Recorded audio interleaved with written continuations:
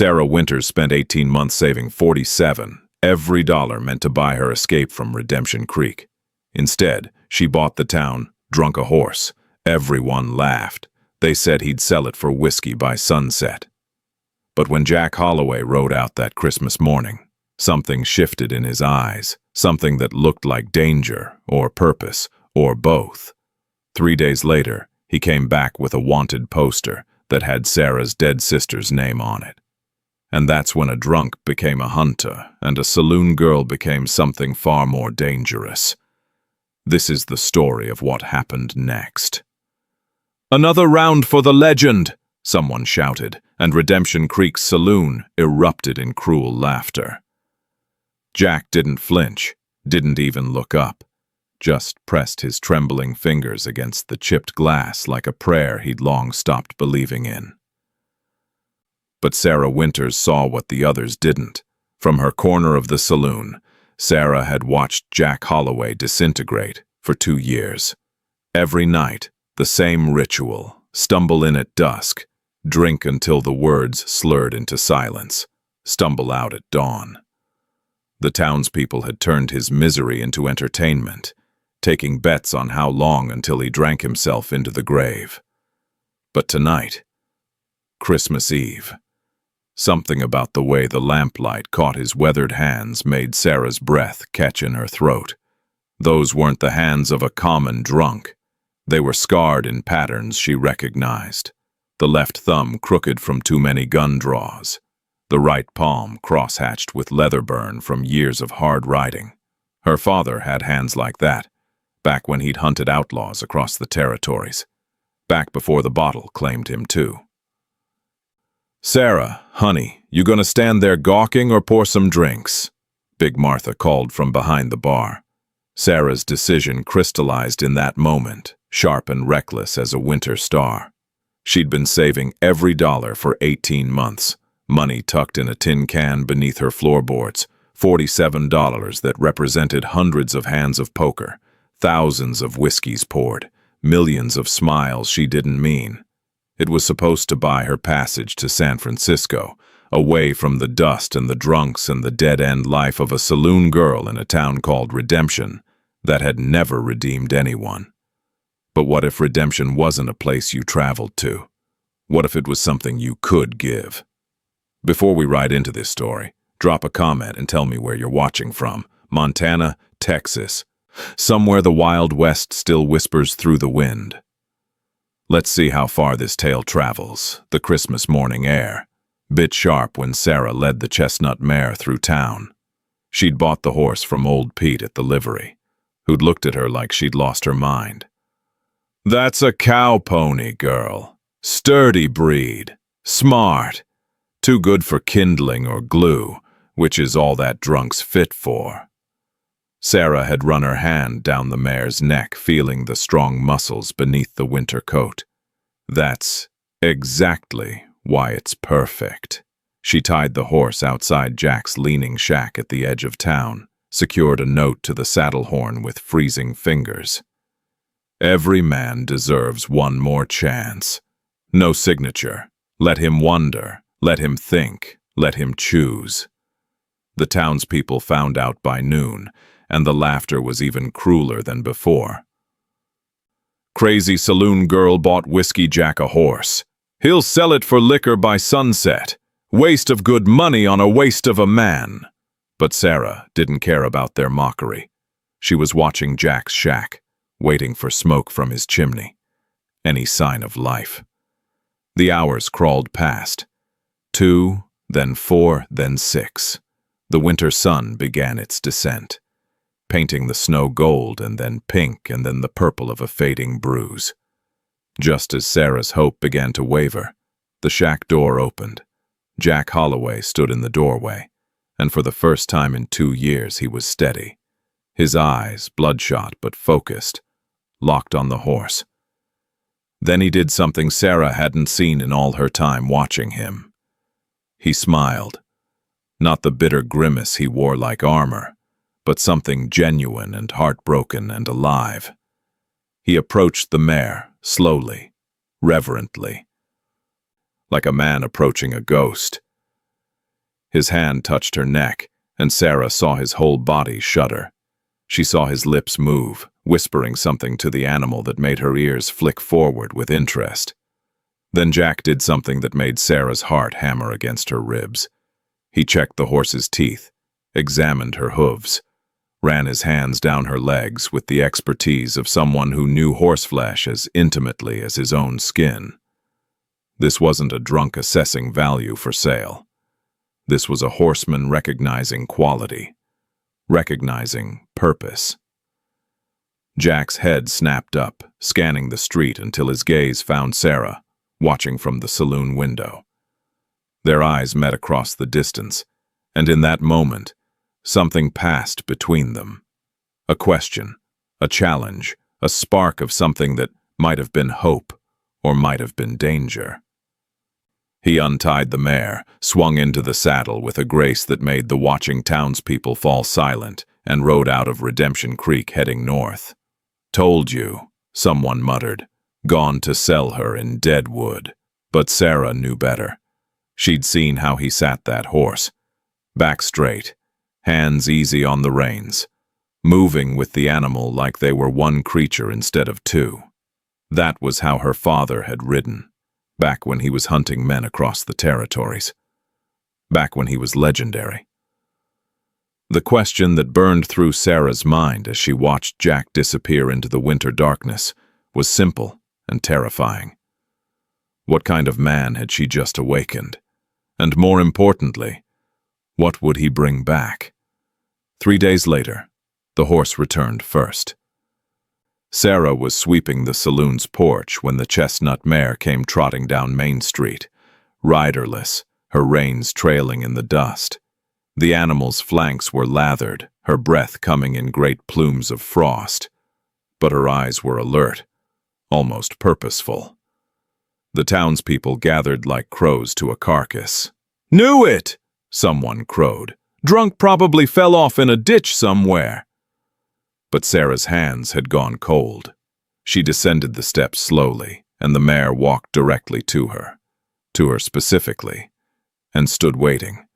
Sarah's fingers found a leather saddlebag she hadn't noticed before, and inside, wrapped in oilcloth, was a piece of paper that made her blood turn to ice water.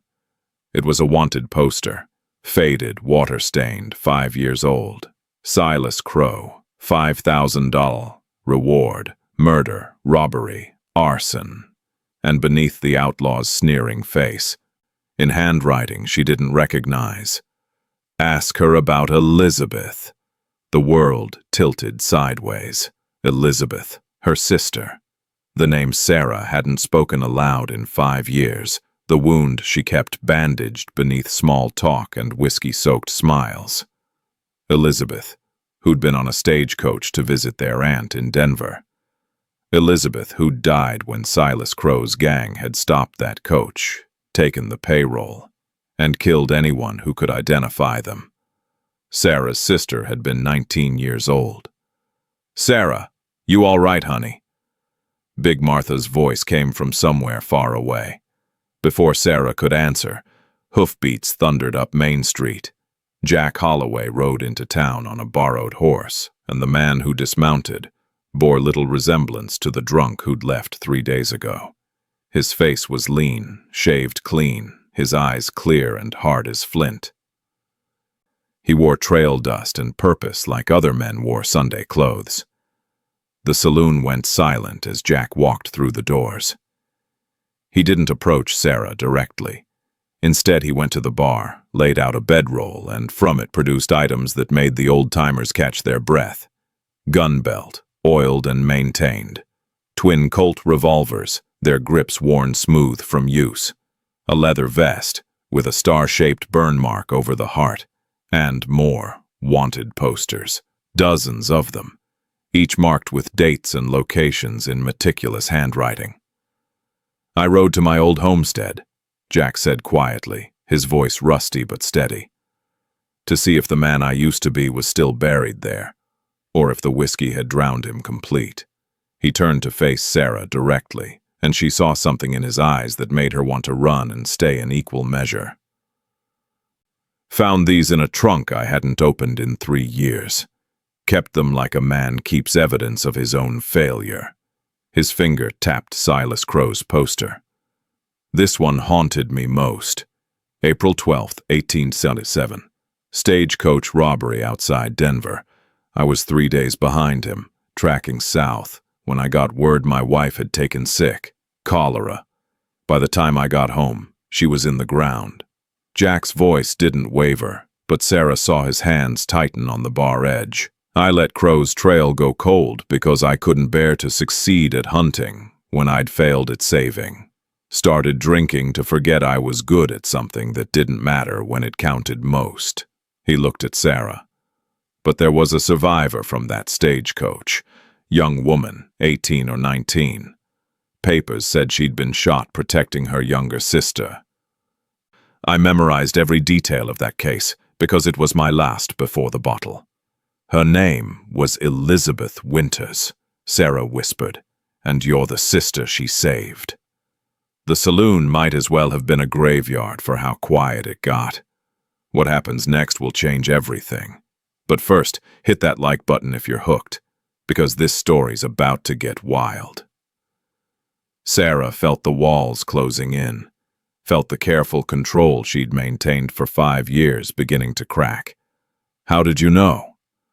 I didn't, not for certain.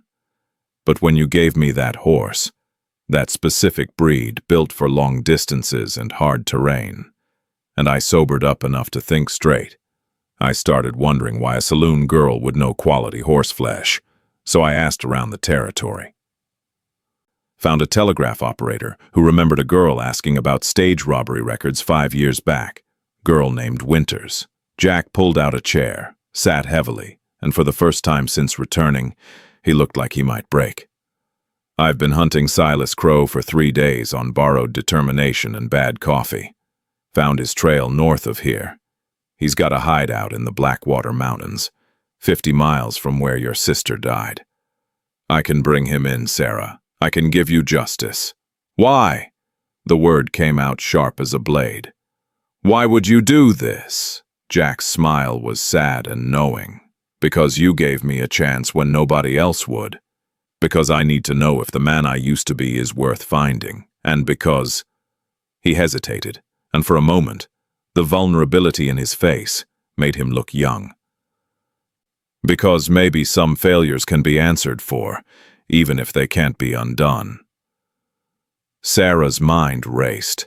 For 5 years, she'd been tracking Crow herself, listening to drunk cowboys' stories, piecing together movements, spending her saved money on information from traveling merchants. She'd gotten close twice, but a woman alone couldn't pursue an outlaw without raising questions she couldn't afford to answer. But Jack Holloway, legendary bounty hunter, could. I'm coming with you, she said. Absolutely not. It wasn't a request. Sarah leaned across the bar, and there was steel in her voice that made the old-timers nod with respect. You've been hunting paper for 3 years, Jack. I've been hunting the man. I know his patterns, his associates, his preferred routes. You need me as much as I need you. It's dangerous. My sister was shot in the chest protecting me. I think I can handle danger. They stared at each other across the bar, and something electric crackled in the air between them. Partnership or attraction or shared pain. Sarah couldn't tell which. Big Martha broke the tension. If Sarah's going, she'll need a gun. I have one. Sarah reached beneath the bar and pulled out a Smith & Wesson revolver, well-maintained and clearly familiar in her hands. My father taught me to shoot before the drink took him. Some things you don't forget. Jack's expression shifted, seeing her clearly for perhaps the first time. Not as a saloon girl to be protected, but as a woman who'd been sharpening herself into a weapon for 5 years, waiting for her moment. We leave at dawn, he said finally. 3 days hard riding to the Blackwater Mountains. The terrain's brutal, and if Crow spots us coming, we're dead. You'll do exactly what I say when I say it. As long as you remember whose vengeance we're riding for. That night, Sarah packed her saddlebags by candlelight. The tin can with her remaining savings went into her coat pocket, $3 left after buying the horse, enough for bullets and coffee. She strapped her father's gun belt around her hips, feeling the weight of it settle like memory. She was burning her bridges, she knew. If she rode out with Jack Holloway, the town would never look at her the same way. Women didn't hunt outlaws. Women didn't ride into danger with reformed drunks. Women were supposed to stay safe, stay small, stay scared. But Sarah Winters had been scared for 5 years, and she was done with it. Through her window, she could see Jack in his shack, lamplight burning as he cleaned his guns with the methodical precision of a man preparing for war. The chestnut mare stood in a makeshift corral beside his door, as if standing guard over the man she'd helped resurrect. Sarah touched the locket around her neck. Elizabeth's face, preserved in a tiny daguerreotype, forever 19, forever smiling. "I'm coming, Lizzie," she whispered, "and I'm bringing hell with me." At dawn, as Sarah and Jack rode out of Redemption Creek side by side, the town gathered to watch. Some called encouragement. Others shook their heads at the folly. But Big Martha stood on the saloon porch and called out, "You bring our girl back safe, Jack Holloway, or don't you dare come back at all." Jack tipped his hat. "Yes, ma'am." They rode north into country that grew wilder with each mile, pine forests giving way to rocky canyons, gentle hills becoming knife-edged ridges. Jack set a brutal pace, and Sarah matched him, mile for mile, her body remembering rhythms from childhood rides with her father. On the second night, camped in a canyon under stars that looked like scattered diamonds, Jack finally asked the question Sarah had been dreading. "Why'd you really buy me that horse?" Sarah poked at their small fire with a stick, watching sparks spiral upward. "Told you. Everyone deserves a chance." "That's what you tell yourself. What's the truth?" She was quiet for so long, Jack thought she wouldn't answer. Then, "Because I've been hunting Crow alone for 5 years and I'm terrified I'll find him. Terrified I'll freeze. Terrified I'll get myself killed and Elizabeth's death will have saved nothing." She looked up and her eyes glittered in the firelight.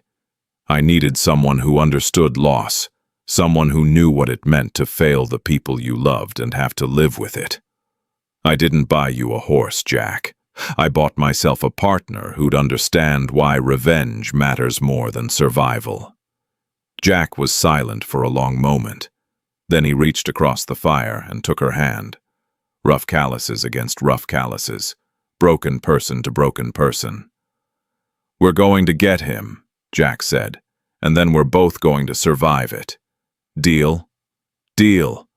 But Sarah couldn't shake the feeling that coiled in her gut like a snake. A premonition that finding Crow would be easier than deciding what to do with him. That justice and vengeance might not be the same thing. And that the man sitting across from her with his clear eyes and his steady hands might be the best thing that ever happened to her or the thing that finally broke her completely. On the third day, they spotted smoke rising from a canyon in the Blackwater Mountains. Jack held up his hand, and they stopped on a ridge overlooking the hideout. Through his spyglass, Sarah could see men moving around a rough camp, 5, maybe 6, and in the center, unmistakable even at this distance, was Silas Crow. Older, grayer, but with the same cruel set to his shoulders that haunted Sarah's nightmares. "That's him," she breathed. Jack lowered the spyglass, his expression grim. "We need to be smart about this. We're outnumbered, and they've got the high ground in that camp. We wait until—" But Sarah wasn't listening. She was staring at Crow. And all the careful planning, all the patience, all the years of waiting were burning away like morning fog. Her hand went to her gun. Jack grabbed her wrist. "Sarah, no, not like this. Let go of me." If you ride down there wild with grief, you'll die, and Crow will go free. Is that what Elizabeth would want? The question hit Sarah like a slap. She wrenched her hand away, breathing hard, tears streaming down her face without permission. You don't get to talk about what she'd want. Maybe not, but I get to stop you from throwing your life away on bad revenge. They glared at each other, and for a moment, Sarah hated him.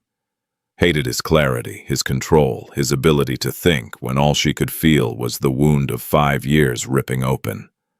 Then Jack did something unexpected. He pulled her close, let her sob against his shoulder, while the canyon wind howled around them. "We'll get him," Jack promised into her hair, "but we'll get him right. Together.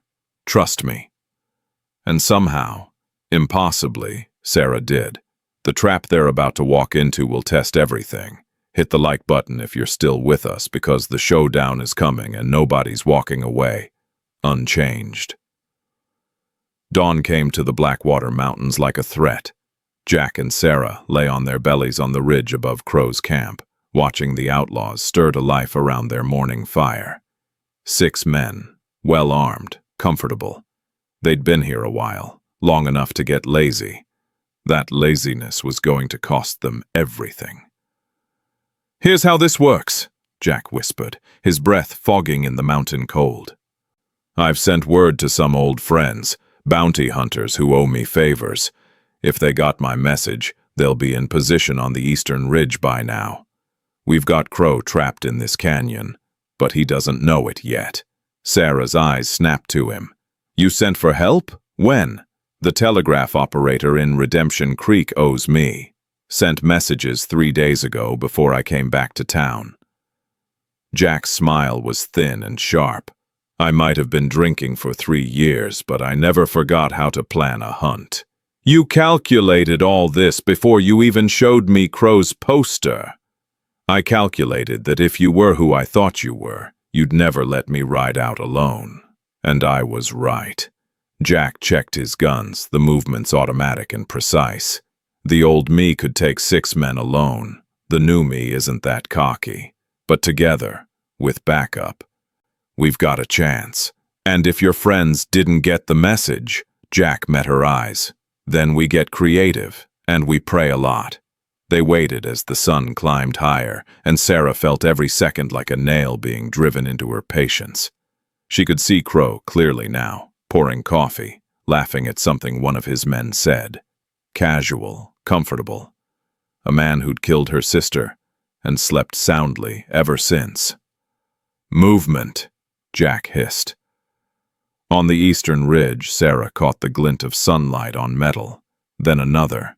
4 shapes, barely visible, positioning themselves in the rocks. Jack's backup had arrived.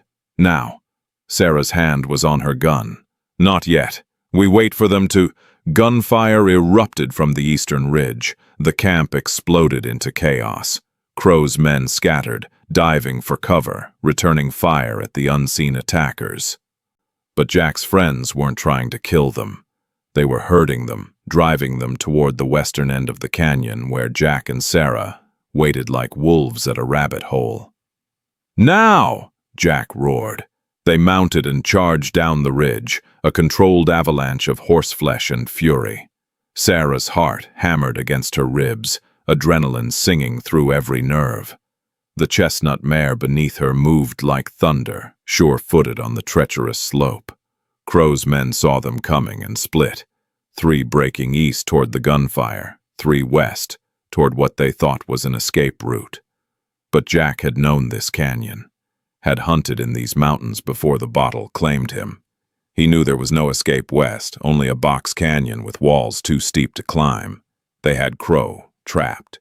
If you're on the edge of your seat right now, that like button is calling your name. This is where legends are made, or men die trying. The first outlaw who reached Jack went down hard, pistol-whipped and unconscious before he could aim. Jack moved with the fluid brutality of muscle memory. Every motion, efficient and deadly.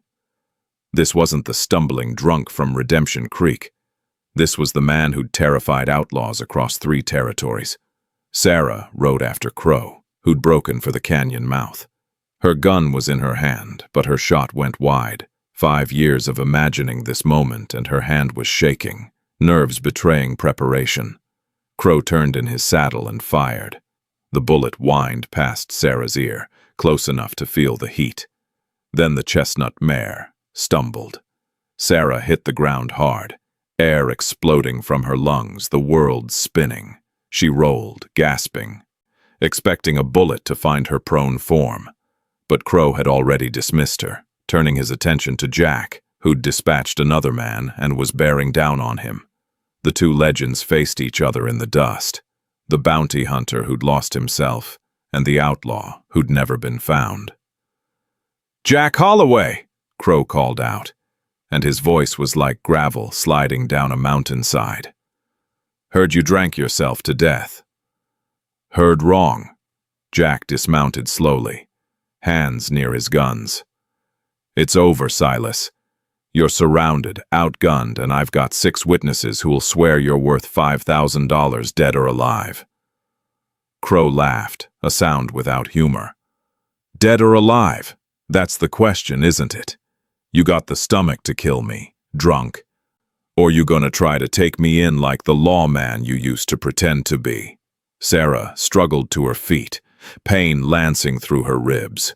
The mare was up too, shaken but unhurt.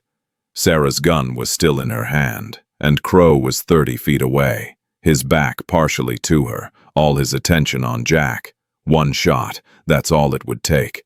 Her finger tightened on the trigger. "Sarah, don't!" Jack's voice cut through her fury. But it wasn't Jack's voice that stopped her. It was a memory, Elizabeth, on their last night together, braiding Sarah's hair and talking about the future. "Promise me something," Elizabeth had said. "Promise me you'll never let hate make you small. The world's got enough small, mean people. Be bigger than that." Sarah's hand trembled. The gun felt like it weighed 1,000 pounds. Crow made his move. He was fast, faster than a man his age should be. His gun cleared leather, swinging toward Jack. The bounty hunters on the ridge couldn't shoot without risking Jack. Time stretched like taffy, slow and terrible. Jack's draw was faster. His first shot took Crow's gun hand, spinning the outlaw sideways. His second shot went high, deliberate warning. Jack had him cold, could have ended it with a bullet to the chest, justified and clean. But he didn't. "Stay down!" Jack commanded. Crow, cradling his bleeding hand, laughed through his pain. "You've gone soft, Holloway. The old you would have killed me. The old me failed everyone who mattered." Jack's gun never wavered. "The new me keeps his promises, and I promise to bring you in for justice, not vengeance." Crow's eyes slid to Sarah, who'd moved closer, her own gun trained on him. "What about her? She got the same mercy in her heart?" Sarah stood there, her sister's killer bleeding in the dirt before her, and felt the rage that had sustained her for 5 years begin to crack and crumble. Beneath it wasn't peace, not yet, but something like exhaustion, like a fever finally breaking. "My sister died protecting me," Sarah said quietly. "She made herself a shield because she believed I was worth saving. Every day I spend hating you is a day I prove her wrong." She lowered her gun. Crow's face twisted with something that might have been respect or might have been contempt. Sarah didn't care which. Then everything went wrong. A shot rang out from the canyon rim. Not from Jack's allies, but from a 7th man nobody had spotted. The bullet caught Jack high on the shoulder, spinning him down. His gun went flying. Crow, wounded hand and all, lunged for Jack's dropped weapon. Sarah didn't think. Her body moved on instinct, on 5 years of preparation, on every lesson her father had taught her before the bottle took him. Her gun came up smooth and sure, and she fired. The bullet took Crow in the shoulder, same side as his wounded hand, spinning him away from Jack's gun. He collapsed with a howl of pain and fury. Jack's backup took down the hidden seventh man with a volley that echoed through the canyon like thunder. Then silence.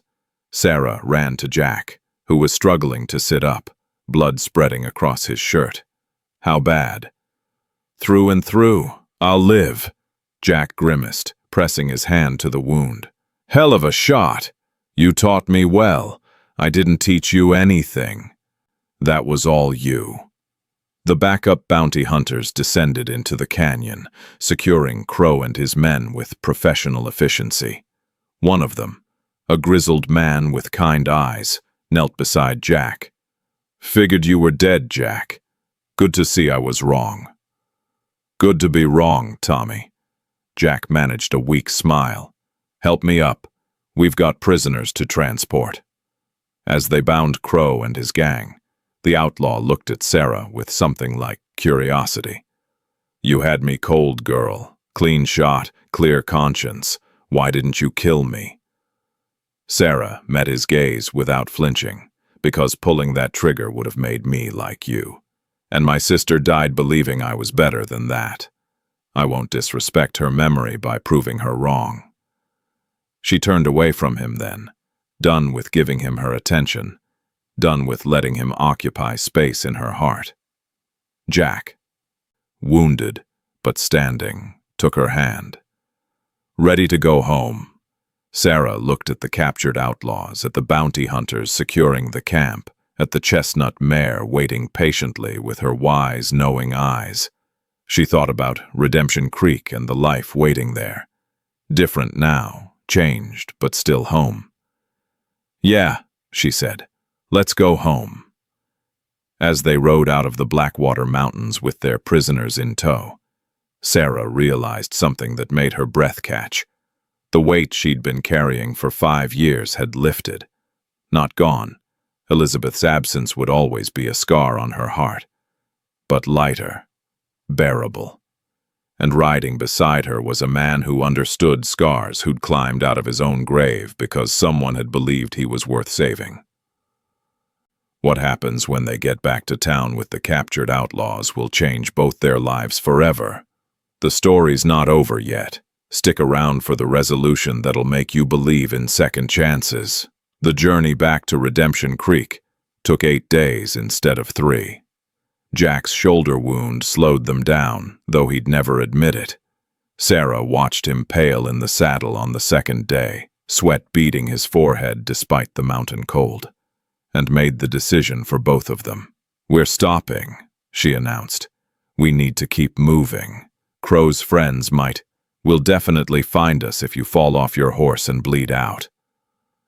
Sarah's tone left no room for argument. Tommy, there's a creek bed a mile south. We make camp there. The bounty hunters exchanged glances. Then Tommy grinned. Yes, ma'am. Jack wanted to protest, but the relief on his face when they stopped told Sarah everything she needed to know. She'd spent 5 years reading men's weaknesses in a saloon, spotting when bravado masked pain, when pride covered fear. Jack Holloway might be a legend, but he was also a man who'd been drinking for 3 years and had pushed his body past its limits. That night, while the others kept watch over the prisoners, Sarah cleaned and dressed Jack's wound by firelight. Her hands were steady now, the same hands that had trembled when facing Crow. You didn't kill him, Jack said quietly. Neither did you. I've killed men before, when it was necessary, when it was them or innocent folks. His eyes found hers in the flickering light. But you've never taken a life, have you? No. Thank you for keeping it that way. Sarah's throat tightened. I almost didn't. In that canyon with him right there. I wanted it so badly I could taste it. The only thing that stopped me was, Elizabeth, how did you know? Jack's smile was sad and understanding. Because my wife's memory is the only thing that stopped me from drinking these past 8 days. The dead we love, they keep us honest, if we let them. They sat in comfortable silence while Sarah finished bandaging his shoulder. The intimacy of the moment wasn't lost on either of them. The way her fingers lingered just slightly. The way his breathing changed when she was close. "What happens when we get back?" Sarah asked finally. "We turn Crow over to the territorial marshal, collect the bounty, split it 50-50 like I said." Jack paused. "Then I suppose we figure out who we are when we're not hunting the past." "And who's that?" "Don't know yet. Guess we'll find out together." When they finally rode into town on the 8th day, half of Redemption Creek turned out to meet them. The other half was already at the saloon, spreading word that Sarah Winters and Whiskey Jack had done the impossible, captured Silas Crow and his entire gang without getting themselves killed. Big Martha stood on the saloon porch, and when she saw Sarah, riding tall in the saddle with Crow bound and defeated behind her, tears streamed down her weathered face. "That's our girl!" she shouted. "That's our Sarah!" The territorial marshal arrived within hours, summoned by telegraph. He was a stern man named Carson, who'd known Jack in the old days. He examined the prisoners, verified their identities against wanted posters, and counted out $5,000 in territorial notes with the precision of a man who didn't trust anyone. $5,000 for Crow, another $800 for the rest of his gang combined, Marshal Carson said. "That's $5,800. Biggest bounty paid in this territory in 5 years. He looked at Jack with something like respect. "Heard you drunk yourself into the ground, Holloway." "Heard the same thing," Jack replied. "Turns out rumors of my death were greatly exaggerated." The marshal turned to Sarah. "And you, miss, taking on a manhunt's dangerous business for a woman. So is losing a sister and living with it," Sarah said evenly. "I chose the dangerous business I could actually do something about." Carson nodded slowly. "Fair enough. The money's yours, half each, as witnessed." Jack pushed the entire stack across the table toward Sarah. "What are you doing?" Sarah demanded. "You bought me a horse with your savings, gave me back my life." Jack's expression was stubborn. "This belongs to you. We agreed 50-50, and I'm changing the agreement." They glared at each other across the table, while the marshal and half the town watched with fascination. Finally, Sarah swept up exactly half the money and pushed the rest back toward Jack. "Take it, or I'll shoot you in your other shoulder." Jack laughed, a real laugh, rusty and surprised and genuine. "Yes, ma'am." That night the saloon threw a celebration that turned into legend. Free drinks, fiddle music, stories growing taller with each retelling. But Sarah slipped away early, needing air, needing space, needing to feel the enormity of what had happened. She found herself at the small cemetery on the edge of town, standing before a simple wooden cross. Elizabeth Winters, 1858-1877, beloved sister. "We got him, Lizzie," Sarah whispered. "Brought him in alive.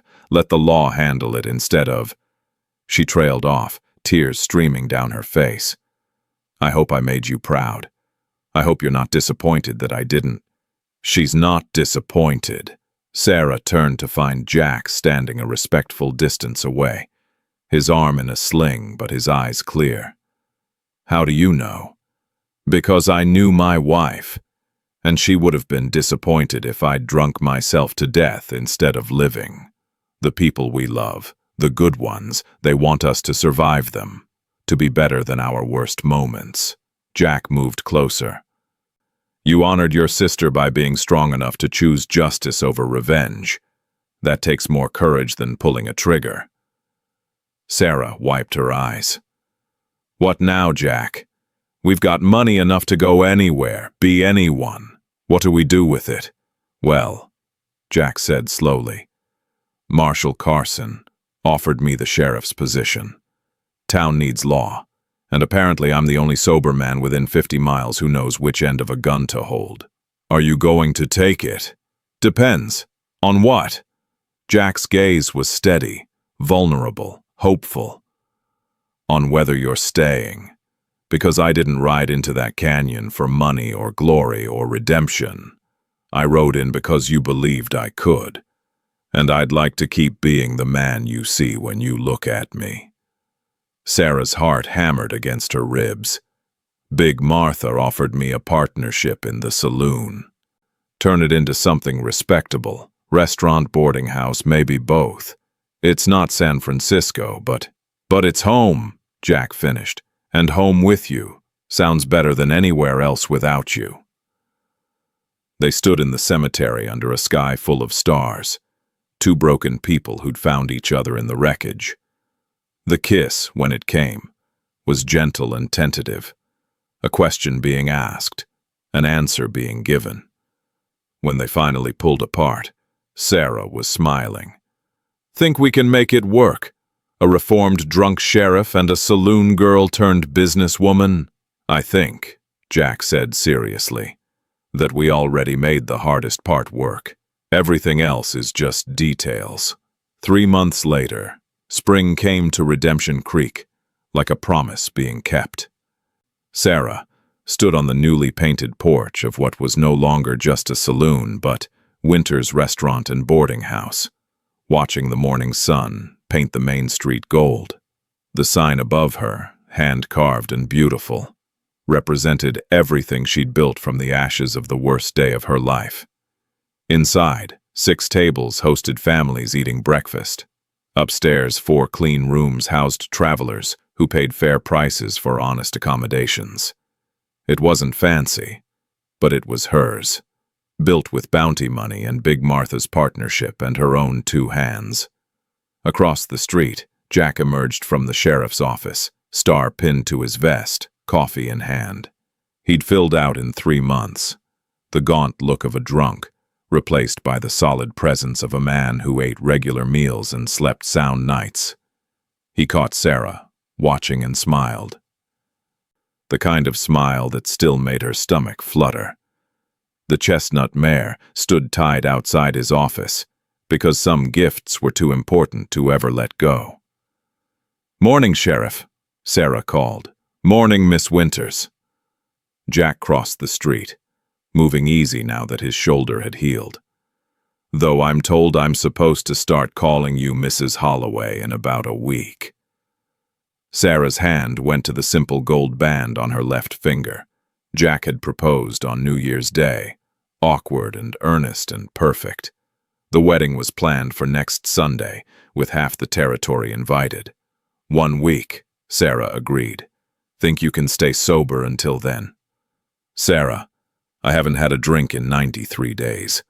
Jack's voice was quiet and proud. "Not planning to break that streak now or ever." "Good. Because I didn't buy you a horse just to watch you waste the second chance it gave you." They stood together on the porch, watching Redemption Creek wake up around them. A town that had mocked them both now nodded respectfully as people passed. Jack had proven himself as sheriff, fair, firm, incorruptible. Sarah had proven herself as a businesswoman, sharp, innovative, unstoppable. But more than that, they'd proven something else, that broken things could be mended. That rock bottom wasn't the end of the story. That sometimes the worst day of your life was also the first day of becoming someone stronger. "You ever think about that Christmas?" Jack asked. "Wonder what would have happened if you'd kept your money, bought that ticket to San Francisco like you planned?" Sarah considered. "Sometimes. I think I would have run away from my pain instead of facing it. Would have spent my whole life wondering if I could have been brave enough to get justice for Elizabeth." She leaned into Jack's shoulder. "Instead, I got justice, and a partner, and a life I'm actually proud of. Best $47 ever spent. That horse cost $47, Jack Holloway. What I bought with it was worth considerably more." Jack laughed and kissed the top of her head. A rider came thundering into town, young, urgent, heading straight for the sheriff's office. Jack straightened, his hand instinctively checking his gun. "Sheriff Holloway," the rider called. Got word from 3 towns over. Bank robbery in progress. They're requesting assistance. Jack looked at Sarah, question in his eyes. She smiled. Go! That's what sheriffs do. That's what heroes do. She squeezed his hand. But you come back to me, you hear? Always, Jack promised. He kissed her quick and fierce, then swung onto the chestnut mare with practiced grace. As he rode out of town with purpose and duty, Sarah watched until he disappeared into the distance. She didn't worry.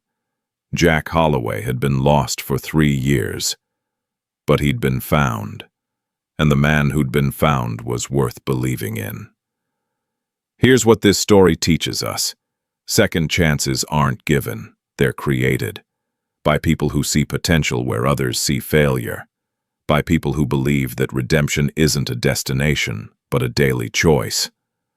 Sarah didn't save Jack with a horse. She saved him by believing he was worth saving. And Jack didn't capture Crow for money. He did it to prove that who you were yesterday doesn't have to be who you are tomorrow. The greatest gifts we give aren't things. They're the belief that someone can be more than their worst moment. So here's my question for you. Who in your life needs someone to believe in them? Who needs their own chestnut mare moment? If this story moved you, hit that subscribe button right now. We're building a community of people who believe in second chances, who love stories about the Wild West and the horses that shaped it, who understand that the best adventures are the ones that change us from the inside out. Subscribe and join us for the next tale, because every story we tell is a reminder that it's never too late to become the hero of your own life. What did you think of Sarah and Jack's story? Drop a comment below. And tell me, where are you watching from? Let's see how far this message of hope and redemption can ride. Until next time, remember, sometimes the best thing you can give someone isn't what they need. It's what they need to become. Subscribe, comment, share this with someone who needs to hear it, and never stop believing in second chances.